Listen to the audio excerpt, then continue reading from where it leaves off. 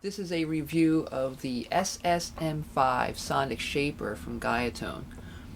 Now, if you have a few pedals in your rig and you're looking for that unique sound and you haven't found it yet, you're trying to get that sound out of your head and make it a reality, this might be the pedal that you'll need. This pedal will sonically shape the tonal characteristics of your guitar so that you can find that sweet spot that you need for that sound that you're trying to find.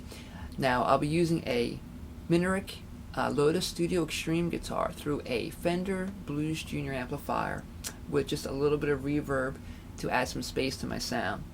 And the rest you'll hear will be from the Sonic Shaper SSm5. Let's get to it.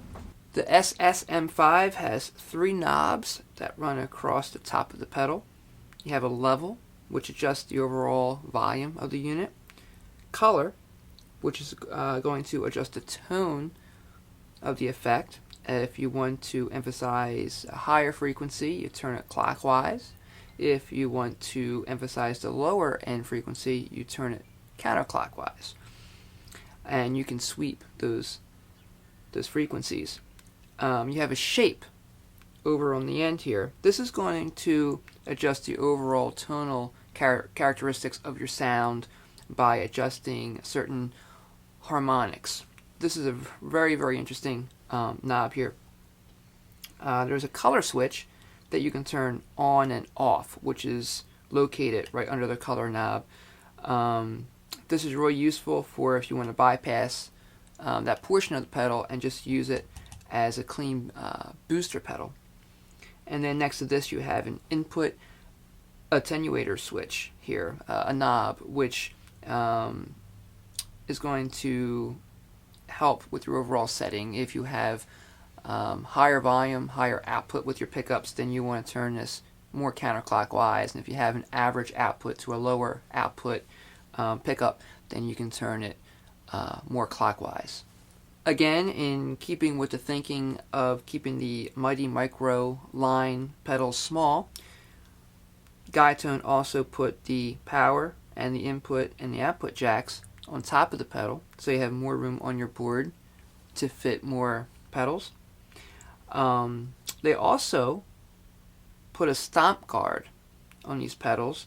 I took it off for purposes of this demonstration, but you'll see where these 2 screws are. There is a stomp guard that comes right across the top, which just helps so that if your foot comes down, you accidentally slip as you push the pedal on and off, you won't damage the smaller buttons below, or by mistake, you won't happen to turn these knobs up here with your toe, which could happen in a live setting. The first way I like to use this pedal, and this is the way that I use this pedal live, is as a booster. It's very transparent and introduces no noise at all to my signal. The level I have right now is set at 3 o'clock. However, depending on the setting and depending on how loud my amp is, that might change, as long as it's louder than my amp.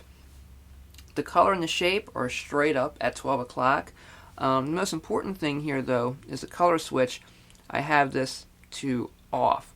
So it's really going to bypass the whole pedal except for the level. And that's the main thing here. I want to use it as a booster. So I'll play some things here first without the pedal.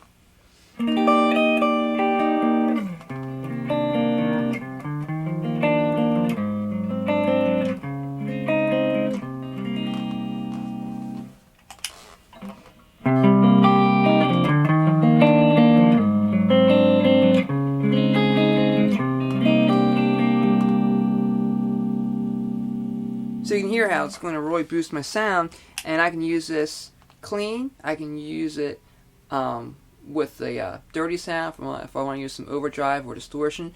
It'll just boost that as well, and it's perfect when that solo comes and you need to be a little bit louder than the band. This really comes in handy.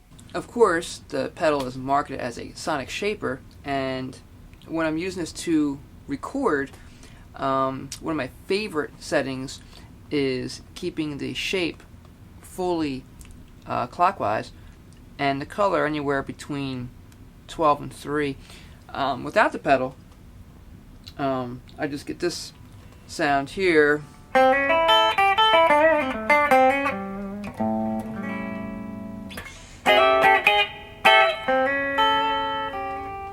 And then when I engage it,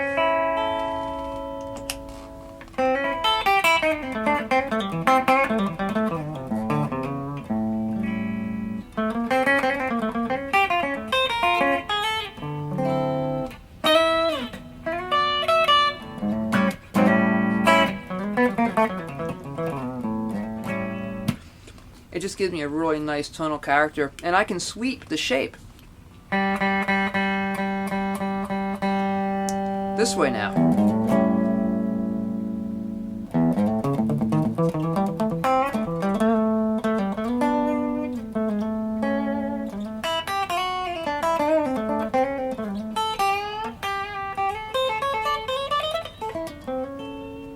Now let's say I wanted to simulate an acoustic sound, more of a hollow body sound.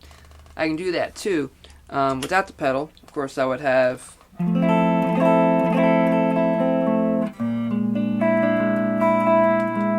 a real solid body type sound, but if I engage the pedal now, it gives me more of that hollowness. So if I play a little bit of this for you.